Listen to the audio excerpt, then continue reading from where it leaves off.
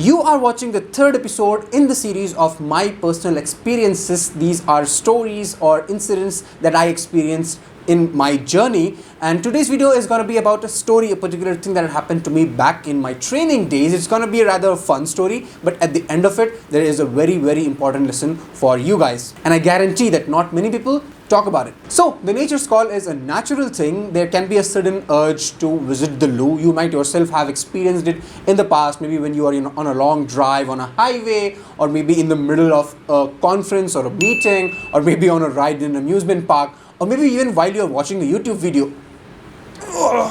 Just give me a minute, I'm just going to go. But in most cases, it's just a matter of little time wherein you can have a way out. Maybe you could request your colleagues in the meeting, or the ride will stop very soon within a minute or so, or even on a long drive, you could just pull over your car on the side of the road and, freshen up.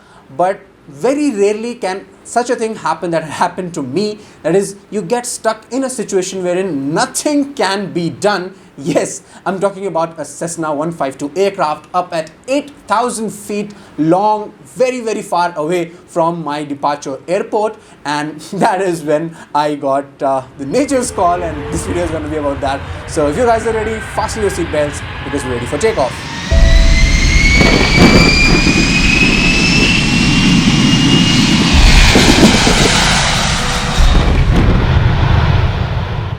What's up, elevators, and welcome back to the FlyTuber, Flying Simplified through YouTube. This is Ali Asghar here, and on this channel I talk about interesting aviation facts, aircraft knowledge. The channel is all about aviation. You can visit, have a good look at the channel itself. There are separate playlists, and out of these different series, this particular one is my personal experiences. So the whole channel is about aviation. If you think that you are an aviation enthusiast, if you are new here on this channel, if you haven't subscribed yet, the first thing I'm going to recommend is go ahead and subscribe to the channel first. Before we get underway with the story itself, first things first, I know that it's been about more than 10 days that I have uploaded. I was away. I'm really aware of this fact, and the reason behind that was I was keeping ill. My health wasn't really good. I was, clocking 101 degrees Fahrenheit fever. Those of you who follow me on Instagram, I had shared stories over there. So yeah, that's also a good point to remind you. If you haven't followed me on Instagram, go ahead and follow me. You can have a catch up on what's happening in my life. I do share sometimes from, maybe when I start flying, then I'll be sharing photos and stories from my flying experience and also from my daily life as well. So if you haven't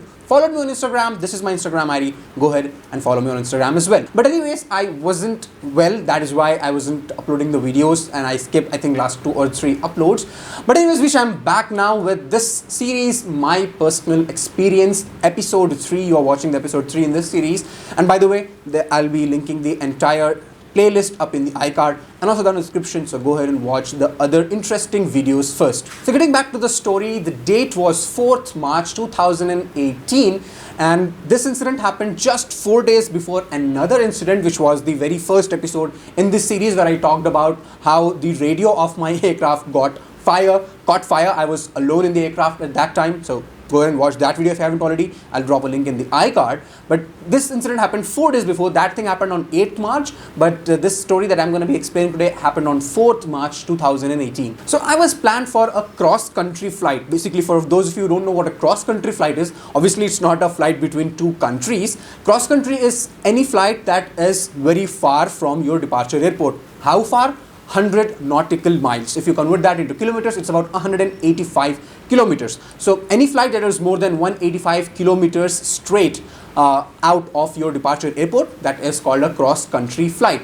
And in the training, there is a requirement that you need to have certain number of cross-country flights and cross-country hours. So this was one of my very first initial cross-countries. A solo cross-country. That means I would be alone in this airplane, and I think this was only my 4th cross-country ever, 4th solo cross-country, and I was planned for a cross-country to overfly Vaira Lake, which is eastbound from Hyderabad, and I was planned to depart in the morning somewhere around 9:30 or so, but every time things don't go your way. Sometimes there are certain delays or some problems, maybe some other Air Force flying might happen. So due to some reasons or delays, I couldn't depart on time in the morning at 9:30, and the delays kept going on, and then in the noon I offered the noon prayers, and then I had my lunch, and I thought that maybe I wouldn't be going for the flight that day, but suddenly things opened up and cleared up. My chief flight instructor suddenly came up to me and said that within 30 minutes keep the aircraft ready,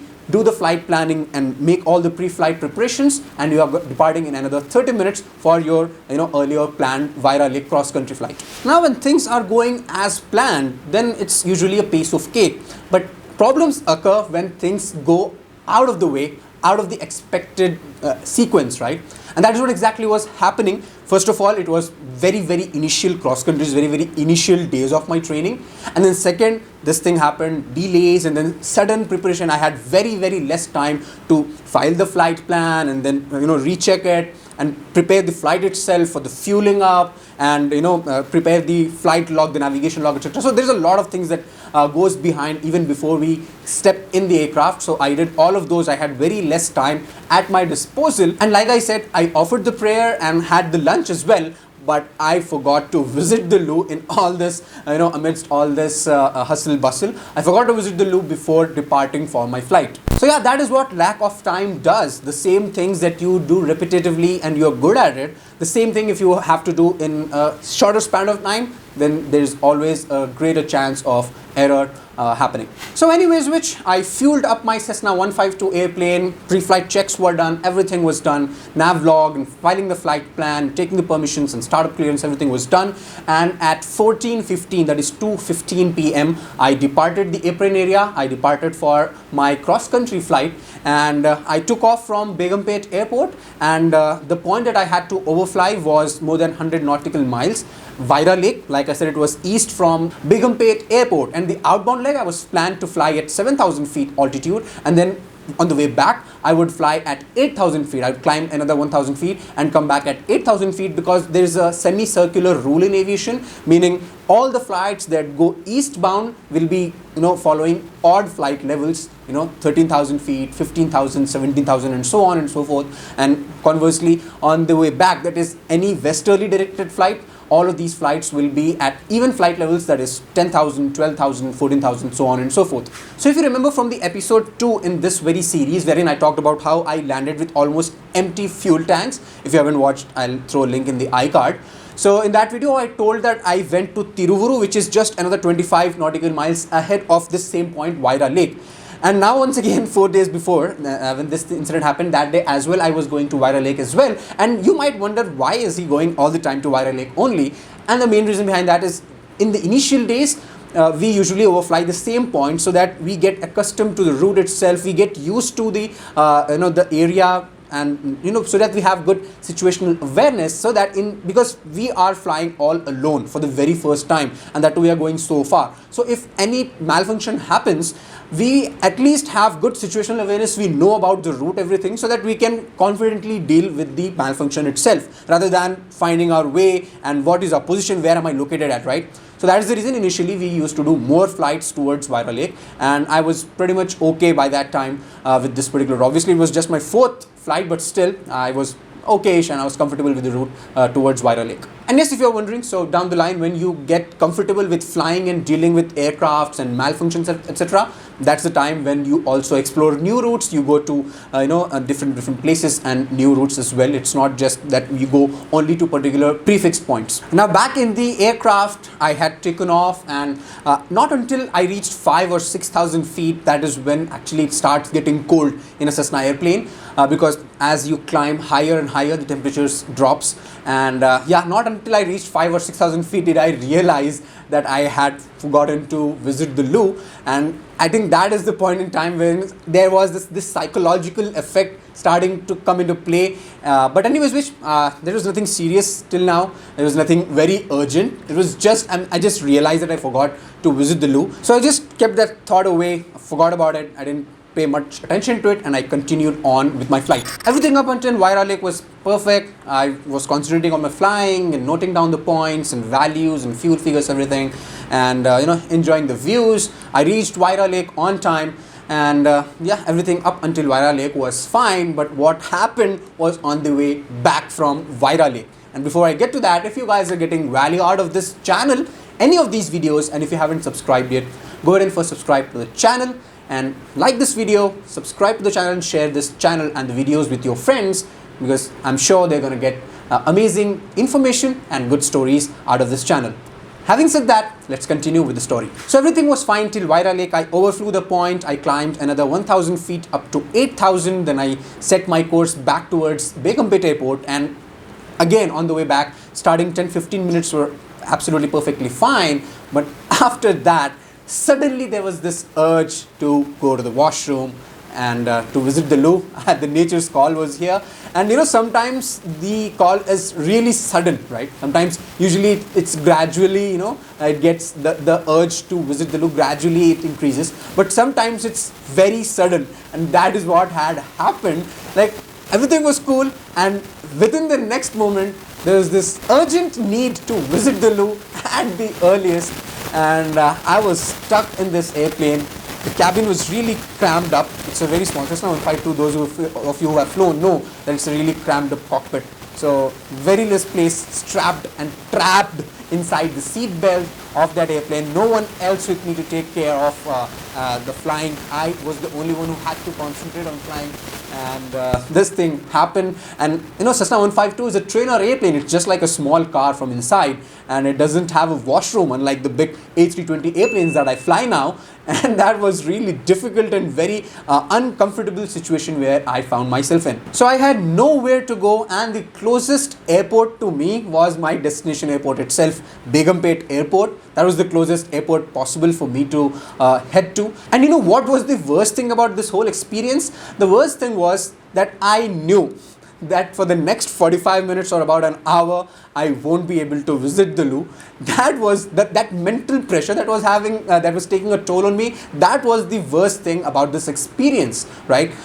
I could control, but that mental pressure that I am aware of the fact that I have to take care of this airplane, I have to fly it, I have to keep my concentrations on the instruments and everything, and on top of that I had to control for another hour or so. That was the most difficult and challenging part of this experience. So there were different things that I could do. For example, I could increase the speed, but like I said, that was my very initial cross countries, especially only my 4th solo cross country. And then there was this, demanding situation, a challenging situation, and I didn't know these tactics. I did not increase the speed, but still, nature's call is the nature's call, and sometimes these things take a toll on you, and they also teach you. Nobody had taught me this thing. I did not increase the speed of the airplane, but however, I delayed slowing down. So as in when you get closer and closer to your destination airport, the destination city, you start decelerating, you start slowing down the airplane in the preparation for landing the airplane.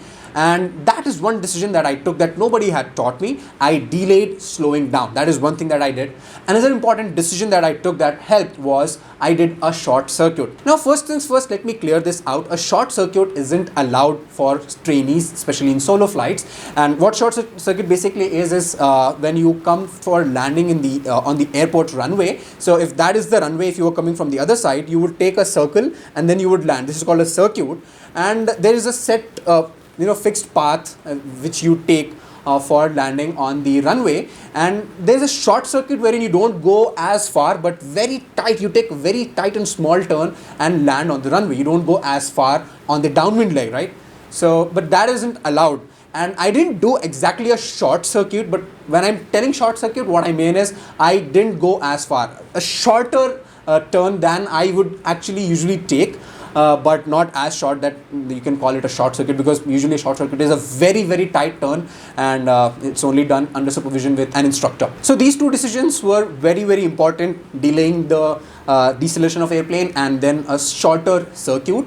And at 16:55 my tires touched the runway, and that is 4:55 p.m. and at 5 p.m. I parked the airplane on the ramp, shut down the engine, rammed open the gate, rammed open the door of the Cessna 152, and just ran towards the terminal building, the flying academy building and just went inside the washroom and locked myself up. And everybody was just watching me in shock and confused as what has happened. Because usually when a cross-country flight ends, there are a lot of things that people carry, especially obviously for every flight, but especially for a cross-country flight. There's your personal bag, the food box, the knee board, headsets, your documentations, the journey logbook of the airplane, your personal record book, and there's a lot of things. There's airplane checklists and whatnot, right? So whenever you see a person coming back from cross country, when he's walking away from the airplane after the flight, he usually carries a hell lot of stuff. And I just barged out of the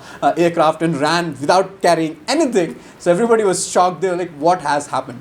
Well, I finally got relieved and I freshened up. And in 2 to 3 minutes, I came out and everybody was like just watching, looking at me, what has happened? And I just couldn't explain to them in that moment, because the airplane that I came on, that aircraft was supposed to be taken by another trainee, a fellow batchmate of mine, for another flight. And I had to clear things up first. So I didn't meet anyone. I just went back to the airplane, grabbed my stuff, took the readings. You also need to take fuel readings. So how much fuel is remaining in the airplane? It's taken, the readings are taken by the person who has just landed. Then the engineering team does it. And then the other person who is bound for the next flight, he also checks the fuel, etc. So I forgot to do mine because of the situation. So I did the fuel readings and the Hobbs meter reading and all the things that is required. I put the entries, the timings and everything, and grabbed my stuff. I walked towards the airport, did my entries and signatures in the record books over there, and then my instructor asked what was that.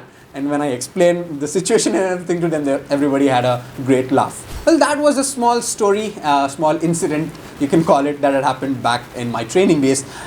I think now I'm calling it small, but man, in that point of time when I found myself in such a situation, it was a really big deal for me. Especially I was alone in that plane. I was the only one who could fly and who was at the controls. And then in such a situation, you also need to concentrate, you need to perform at your peak levels. And then you find yourself in such an uncomfortable situation. So for me, that was a big deal. I'm sure if anybody of you find yourself, I hope you don't first of all, but if you do find yourself in such a situation, it's going to be a big deal, at least in that moment for you. Maybe later on you can have a laugh over it, but yeah, that was the thing that had happened back to me in my training days. But apart from the funny side, there's a good and big lesson that you can take out of it. Especially I'm talking to the young cadets, young trainee pilots who are already in flight schools, and especially those of you who are just due to start their cross-country flights. Please, because after that day, this thing, I thought that there are a lot of very important checklists in airplanes, and I used to think of visiting the loo, especially before a cross country, like a checklist item, a very, very important thing. So please, do yourself a favor and do consider it very important. Do not forget it. Think it to be one of your checklist items, because it's not an AC-20, my fellows. This is a small, just like a flying car, just a cabin. You have nowhere else to go.